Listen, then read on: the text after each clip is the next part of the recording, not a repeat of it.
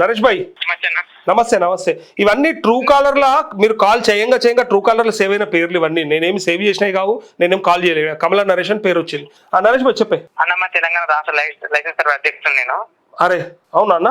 అన్న అయితే మాది మమ్మల్ని తీసుకురన్నా మొత్తం భూభారతి రన్ చేస్తా అని చెప్పి, లేకపోతే తెలంగాణ మొత్తం రీసర్వే చేస్తా అని. కానీ మమ్మల్ని 6,500 మందిని బీటెక్ స్టూడెంట్ తీసుకొని మాకు ఎలాంటి జీతం ఇవ్వకుండా ఎకరానికి 50 రూపాయలు ఇస్తాం కొలుసుకోండి అని చెప్తారన్న.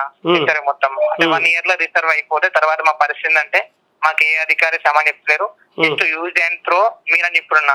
ఇప్పటికే మా 2 సంవత్సరాల కాలం వెయిట్ చేశారు తెలంగాణ రెవెన్యూ లైసెన్స్. అందరు బీటెక్ స్టూడెంట్స్, అందరు గ్రూప్ 2 గానీ గ్రూప్ 1 ఆస్పిరెంట్స్ ఈ రేవంత్ రెడ్డి ముఖ్యమంత్రి ఇస్తుండ్రు కదా అని చెప్పి ఇచ్చిరన్న. మండల అడ్మెంట్ ఇచ్చిరు కానీ జీతం మీరటన్నా. ఇక్కడ ఒక వార్త ఉంది వెలుగులు అయ్యేలా, త్వరలో 400 రెగ్యులర్ సర్వేయర్ పోస్టులను వచ్చింది. ఆ త్వరలో అన్న, ఇక త్వరలో వస్తుంది. ఇక డైరెక్ట్ రిక్రూట్మెంట్ ద్వారా భర్తీకి ప్రతిపాదనలు, సీఎం నుంచి గ్రీన్ సిగ్నల్ రాగానే నోటిఫికేషన్. ప్రస్తుతం 2-3 మండలాలకు ఒక సర్వేయర్ ఉన్నాడు. భూములకు సర్వేయర్ కు రెగ్యులర్ సర్వేయర్లు కీలకం.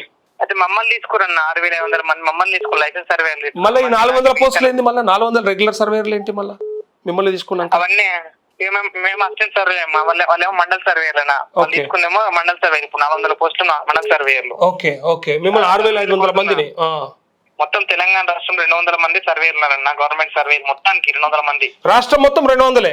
రాష్ట్రం మొత్తం 200 మంది సర్వేయర్లు ఉన్నారు.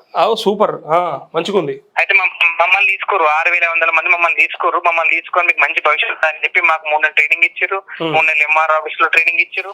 ఎగ్జామ్ పెట్టారన్నా 60% మార్క్స్ లో పాస్ కావాలని చెప్పి తెలంగాణ వ్యాప్తంగా జీపీలతో సమానంగా ఎగ్జామ్ పెట్టారు. ఎగ్జామ్ పాస్ అయినాక మళ్ళీ ట్రైనింగ్ ఇచ్చారు.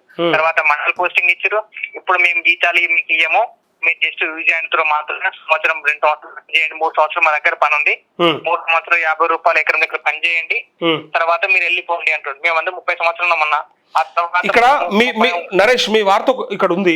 లైసెన్స్డ్ సర్వేయర్లు ఉన్నట్టా లేనట్టా? భూముల సర్వేకు రెగ్యులర్ సర్వేయర్లకు తోడు లైసెన్స్డ్ సర్వేయర్లను వినియోగించుకోవాలని ప్రభుత్వం నిర్ణయించినప్పటికీ ఎక్కడ కూడా వారిని వాడుకోవడం లేదు. గత ఏడాది మేలో నోటిఫికేషన్ ఇచ్చి రాష్ట్ర వ్యాప్తంగా దాదాపు 6,000 మంది లైసెన్స్డ్ సర్వేయర్లను తీసుకున్నారు. వీరికి ప్రత్యేక ట్రైనింగ్ ఇప్పించి విధుల్లోకి చేర్చుకున్నారు. ప్రతి మండలానికి 4 నుంచి 6 సర్వేయర్లకు కేటాయించారు. అయితే విధుల్లోకి చేరి నెలలు గడుస్తున్నా క్షేత్రస్థాయిలో వీరి పరిస్థితి అగమ్య గోచరంగా మారింది. అసలు వీరు ఏ పరిధిలోకి పనిచేయాలి, ఏ రికార్డులు పరిశీలించాలనే దానికి సంబంధించి ప్రభుత్వం ఇప్పటివరకు ఎలాంటి నిర్దిష్టమైన జాబ్ చార్టు ఖరారు చేయలేదు. ఇదా మీ ప్రాబ్లం?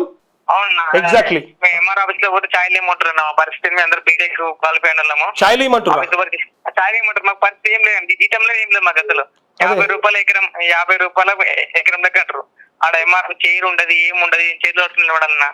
అందరు BTech civil students 60% maths, 60% pass అయిన వాళ్ళనే మాత్రం తీసుకురన్నా. తీసుకుని విల్ స్కిల్ తీసుకురు.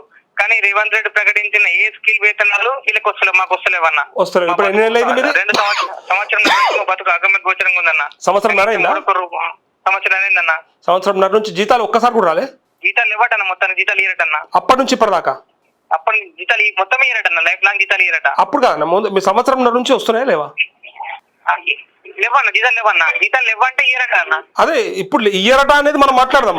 ఫస్ట్ ఇప్పటిదాకా సంవత్సరంన్నర నుంచి జీతం లేకుంటున్నారు మీరు. ఫ్రీ సర్వీస్ ఇది పరిస్థితి. ఓకే.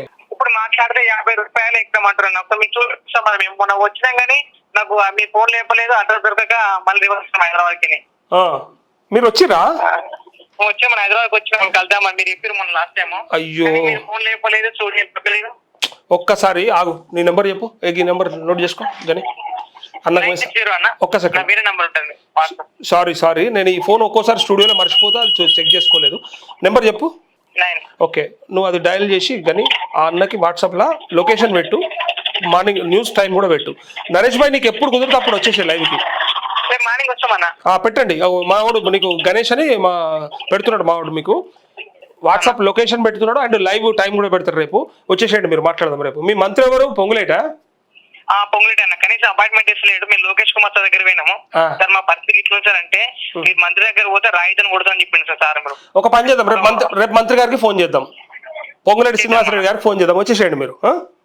సరే అన్న. ఓకే అన్న, థ్యాంక్ యూ. ఓకే.